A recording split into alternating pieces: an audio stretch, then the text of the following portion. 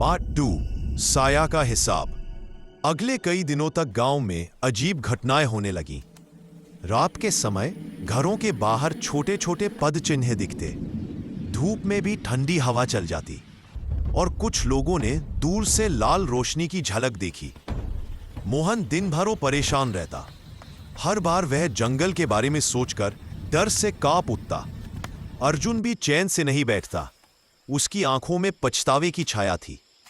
गांव वालों ने कहा, शायद तुम दोनों ने कोई बुरा कर दिया है, पर दोनों ने सच नहीं बताया। एक रात जब चांद मिटते सी मोहन को बहुत नींद नहीं आई। उसने अर्जुन से कहा, हमें वापस जाना होगा। जो भी था उसे समझना होगा। डर के पीछे छिपकर जीवन नहीं गुजरेगा। अर्जुन ने कई पल चुप्पी भरी, फिर धीरे धीरे बोला, ठीक है, पर इस बार हम सिर्फ दो नहीं जाएंगे। अगले दिन उन्होंने गांव के सबसे बुजुर्ग साधु नंदलाल बाबा से मदद मांगी। बाबा ने आंखें बंद करके कुछ कहा, जो साया है वह किसी अनसुलझे कर्म का नतीजा है। उसे डराकर नहीं, समझकर छोड़ा जा सकता है। तुम्हें उसे दिल की सच्चाई दिखानी होगी। रात को तीनों, अर्जुन, मोहन और बाबा, जंगल की ओर गए। वहीं जहां पहले खरगोश मिला था वे रुके। हवा में एक ठंडी सी हरन थी। अचानक चारों ओर पत्तियां हिली और वही लाल चमकती आंखें सामने आईं। खरगोश फिर से खड़ा था, पर इस बार शांत। उसने धीमी आवाज में कहा, तुमने मुझे पकड़ा था, अब तुम जियोगे नहीं, क्योंकि तुम्हारे भीतर भी वही चाह है जो कभी मेरी मां ने किया था, लालच। मोहन के होठ कांपे।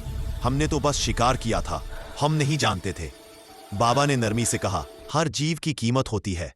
अगर तुमने उसे समझा होता, ये रोना नहीं करता। अब जुर्माना नहीं, साधना चाहिए, और कर्म का हिसाब हो सकता है। खरगोश ने कहा, मुझ में कोई बदला नहीं, पर मैं एक परछाई हूं, उस पार से बांधा हुआ। अगर तुम सच्चे दिल से किसी की मदद करोगे, किसी बेघर जानवर की रक्षा करोगे, किसी पेड़ की रक्षा करोगे, मेरा बंधा हुआ हिस्सा खुल जाएगा। अर्जुन और मोहन ने फिर वही वचन दिया। गांव में जो भी मुश्किल जानवर होगा उसे वे बचाएंगे, जंगल की रक्षा करेंगे और कभी बेवजह किसी प्राणी को तकलीफ नहीं पहुंचाएंगे। बाबा ने मंत्र पढ़ा। हवा ने मौसम बदला और खरगोश के पैर सामान्य हो गए।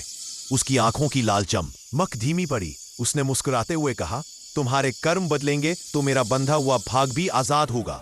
फिर वह एक सफेद धुंध में बदलकर गायब हो गया। उस रात के बाद गांव में सुख लौट आया।